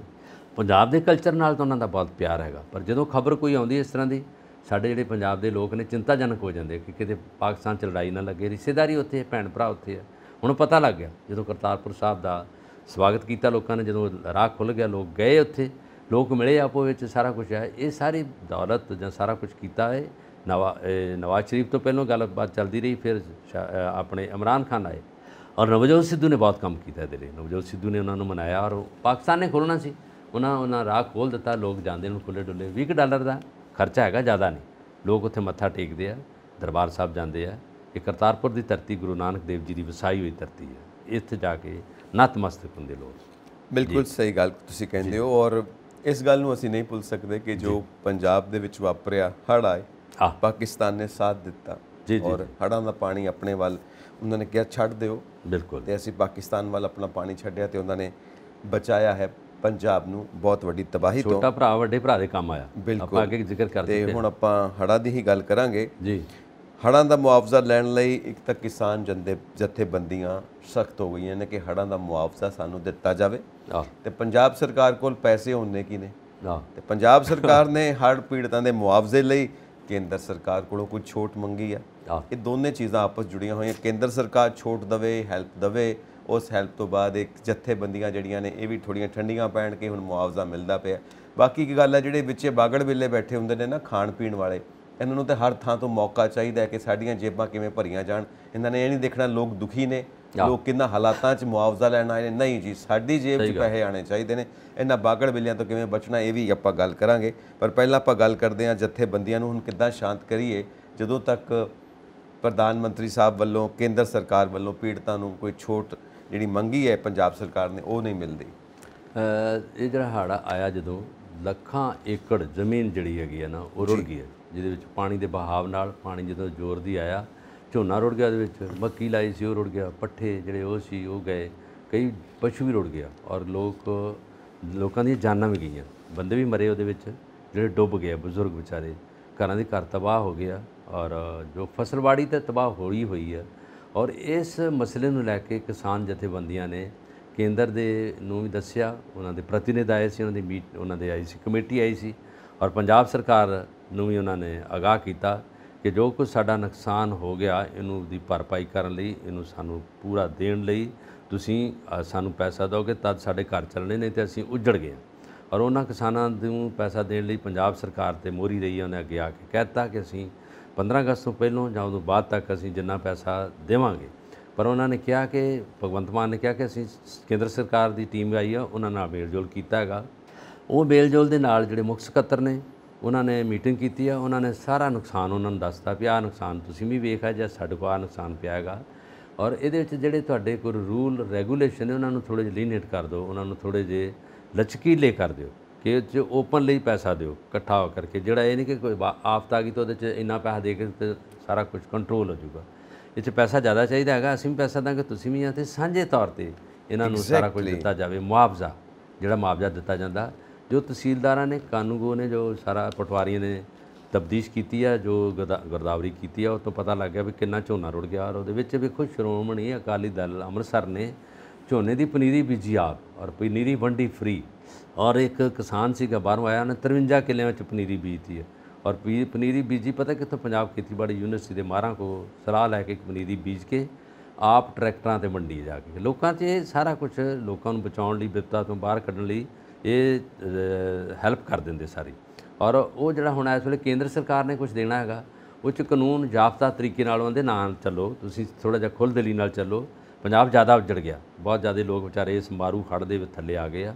ਔਰ ਇਹਨੂੰ ਪੂਰਾ ਕਰਨ ਲਈ ਕੇਂਦਰ ਸਰਕਾਰ ਨੇ ਵੀ ਹੱਥ ਫੜ ਲਿਆ, ਆ ਗਈ ਕੇਂਦਰ ਸਰਕਾਰ ਔਰ ਪੰਜਾਬ ਗੌਰਮੈਂਟ ਵੀ ਆ ਗਈ ਆ। ਔਰ ਭਗਵੰਤ ਮਾਨ ਖੁਦ ਕਿਸਾਨ ਦੇ ਪੁੱਤਰ ਨੇ, ਉਹਨਾਂ ਨੂੰ ਪਤਾ ਕਿੰਨਾ ਨੁਕਸਾਨ ਹੋ ਗਿਆ, ਉਹਨਾਂ ਨੂੰ ਪਤਾ ਇੱਕ ਏਕੜ ਦੇ ਵਿੱਚ ਕਿੰਨਾ ਨੁਕਸਾਨ ਹੋ ਸਕਦਾ ਤਾਂ ਅਸੀਂ ਕਿੰਨਾ ਦੇ ਸਕਦੇ ਹਾਂ। ਉਹਨਾਂ ਕਿਹਾ ਅਸੀਂ ਵੱਧ ਤੋਂ ਵੱਧ ਦੇਵਾਂਗੇ, ਕਿਸਾਨ ਵੱਧ ਤੋਂ ਵੱਧ ਲੈ ਕੇ ਖੁਸ਼ ਹੋ ਜਾਣਗੇ, ਕਿਉਂਕਿ ਅਗਲੇ ਸਾਲ ਜਿਹੜੀ ਆ ਫਿਰ ਉਦੋਂ ਬਾਅਦ ਜਿਹੜੀ ਆ ਹਾੜੀ ਦੀ ਫਸਲਾਂ ਆਉਣੀਆਂ। ਇਹ ਜਦੋਂ ਕੱਟੀ ਗਈ, ਇਹ ਦੀਵਾਲੀ ਤੱਕ ਹੁੰਦਾ ਝੋਨਾ ਕੱਟ ਦਿੰਦੇ ਆ, ਪਰ ਇਹਦੇ ਵਿੱਚ ਇਹਨਾਂ ਨੇ ਉਹ ਫਸਲਾਂ ਦਿੱਤੀਆਂ, ਉਹ ਬੀਜ ਦਿੱਤੇ ਆ ਜਿਹੜੀ ਪਨੀਰੀ ਲਾਉਣ ਲਈ, ਜਿਹੜੀ 60 ਦਿਨਾਂ ਦੇ ਵਿੱਚ 2-2 ਮਹੀਨਿਆਂ ਵਿੱਚ ਪੱਕ ਜਾਂਦੀ ਹੈ। ਬਾਸਮਤੀ ਵੀ ਦਿੱਤੀ ਹੈ, ਝੋਨਾ ਵੀ ਦਿੱਤਾ, ਉਹਦੇ ਵਿੱਚ ਮੱਕੀ ਵੀ ਦਿੱਤੀ, ਉਹਦੇ ਵਿੱਚ ਪੱਠੇ ਵੀ ਦਿੱਤੇ, ਉਹਦੇ ਵਿੱਚ ਸਬਜ਼ੀਆਂ ਵੀ ਦਿੱਤੀਆਂ, ਦਾਲਾਂ ਵੀ ਦਿੱਤੀਆਂ। ਇਹ ਸਾਰੇ ਬੀਜ ਜਿਹੜੀ ਪੰਜਾਬ ਖੇਤੀਬਾੜੀ ਯੂਨੀਵਰਸਿਟੀ ਤੋਂ ਲੈ ਕੇ ਲੋਕਾਂ ਵਿੱਚ ਵੰਡੇ ਗਏ ਆ, ਬੀਜੇ ਗਏ ਆ। ਔਰ ਪੰਜਾਬ ਗੌਰਮੈਂਟ ਨੇ ਉਹਦੇ ਵਿੱਚ ਆਪਣੇ ਕਿਸਾਨਾਂ ਨੂੰ ਸਹਾਇਤਾ ਕਰਨ ਲਈ ਮੁੰਡੇ ਭੇਜੇ, ਜਿਹੜੇ ਯੂਨੀਵਰਸਿਟੀ ਦੇ ਖੇਤੀਬਾੜੀ ਦੇ ਨਾਲ ਸੰਬੰਧਿਤ ਸੀਗੇ। ਉਹ ਉਹਨਾਂ ਨੇ ਜਾ ਕੇ ਉਹਨਾਂ ਨੂੰ ਮਾਰਗਦਰਸ਼ਨ ਦਿੱਤਾ, ਕੰਮ ਦਿੱਤਾ ਔਰ ਮਿੱਟੀ ਵੇਖੀ ਹੈ ਵੀ ਕਿੱਥੇ ਖੁਰ ਗਈ ਹੈ, ਕਿੱਥੇ ਕਿੱਥੇ ਤੱਕ ਪਾਣੀ ਦੀ ਮਾਰ ਨੇ ਲੋਕਾਂ ਨੂੰ ਇਸ ਦਿਸ਼ਾ ਵਿੱਚ ਖੜੇ ਕਰ ਦਿੱਤਾ। ਬਿਲਕੁਲ ਸਹੀ ਆ ਜੀ, ਪਰ ਇਹ ਹੁਣ ਸਭ ਕੁਝ ਸਹੀ ਹੋਵੇ, ਕਿਉਂਕਿ ਜਿਹੜੇ ਕਿਸਾਨਾਂ ਨੂੰ ਸੱਟ ਵੱਜੀ ਹੈ ਉਹ ਤਾਂ ਵੈਸੇ ਹੀ ਕਰਜ਼ਿਆਂ ਦੇ ਥੱਲੇ ਦੱਬੇ ਹੁੰਦੇ ਨੇ। ਬਿਲਕੁਲ ਔਰ ਖੁਦਕੁਸ਼ੀਆਂ ਕਰਦੇ ਨੇ, ਉਹਨਾਂ ਦੋਹਰੀ ਮਾਰ ਪਈ ਆ। ਤੁਸੀਂ ਕਰਜ਼ੇ ਦੀ ਗੱਲ ਕਰਦੇ ਜੇ, ਪੰਜਾਬ ਸਭ ਤੋਂ ਅੱਗੇ ਕਰਜ਼ਾ ਲੈਣ 'ਚ ਤਾਂ ਕਿਸਾਨਾਂ ਦੇ ਸਿਰ ਕਰਜ਼ੇ ਦੀ ਜਿਹਨੂੰ ਪੰਡ ਆਂਦੇ ਆ। ਤੁਸੀਂ ਦੇਖੋਗੇ ਇਹਦਾ ਅੰਕੜੇ ਪੜ੍ਹ ਕੇ, ਸਭ ਤੋਂ ਜ਼ਿਆਦਾ ਕਰਜ਼ੇ ਨਾਲ ਗ੍ਰਸਤ ਪੰਜਾਬ ਦਾ ਕਿਸਾਨ। ਉਹ ਕਿਉਂ ਹੈਗਾ? ਔਰ ਦੂਜਾ ਕਰਜ਼ਾ ਆੜ੍ਹਤੀਆਂ ਕੋਲ ਵੀ ਪੈਸੇ ਲਏ, ਇੱਕ ਤਾਂ ਕਰਜ਼ਾ ਬੈਂਕਾਂ ਦਾ ਵਾ, ਤਦੇ ਖੁਦਕਸ਼ੀਆਂ ਹੋ ਰਹੀਆਂ, ਤਦੇ ਲੋਕ ਮਰ ਰਹੇ ਹੈਗੇ ਆ। ਖੇਤੀ ਮਜ਼ਦੂਰ ਵੀ ਵਿਚਾਰੇ, ਦਿਹਾੜੀਦਾਰ ਵੀ ਜਿਹੜੇ ਜਾ ਕੇ ਖੇਤਾਂ 'ਚ ਕੰਮ ਕਰਦੇ ਆ, ਉਹ ਵੀ ਵਿਚਾਰੇ ਮਰ ਰਹੇ ਆ।